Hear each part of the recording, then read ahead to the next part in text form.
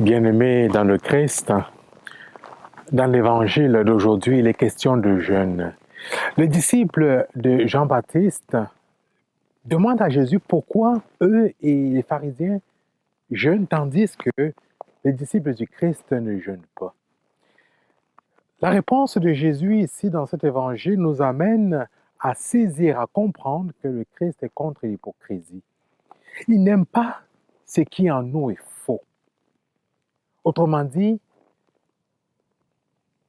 nous sommes appelés à sortir du conformisme, ne pas toujours à rechercher à faire comme les autres, à être comme les autres, à être à la mode, faire comme les autres, ou les autres doivent faire comme nous. Non.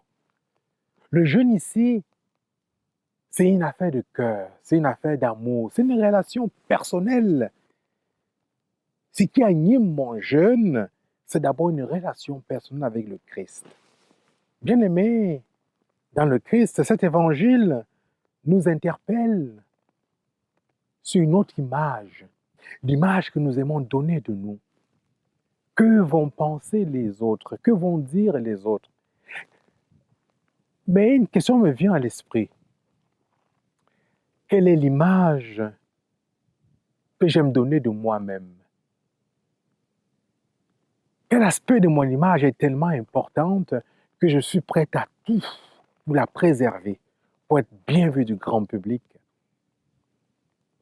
C'est une question que je me pose à moi-même en ce temps de carême, en ce début de carême, mais que je vous pose également.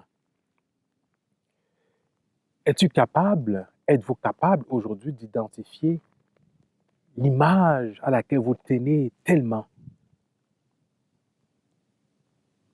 Si oui, êtes-vous prêt, comme effort de carême, à en vous débarrasser?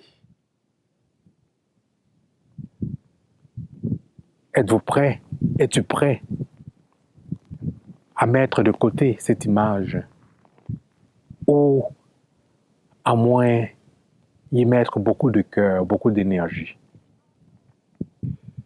Oui, tout comme le jeûne, on pourrait faire pour bien paraître, pour crier sur tous les toits que nous jeûnons en temps de carême, pour être bien vus, pour être perçus comme des bons chrétiens, comme ceux et celles qui mettent en application dans leur vie les préceptes de l'Église ou qui sont très proches du Christ. Oui, nous sommes invités, bien-aimés dans le Christ, à soigner plutôt le cœur que les apparences. Quelle est cette image? Es-tu prêt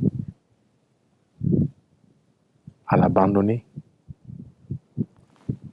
Amen.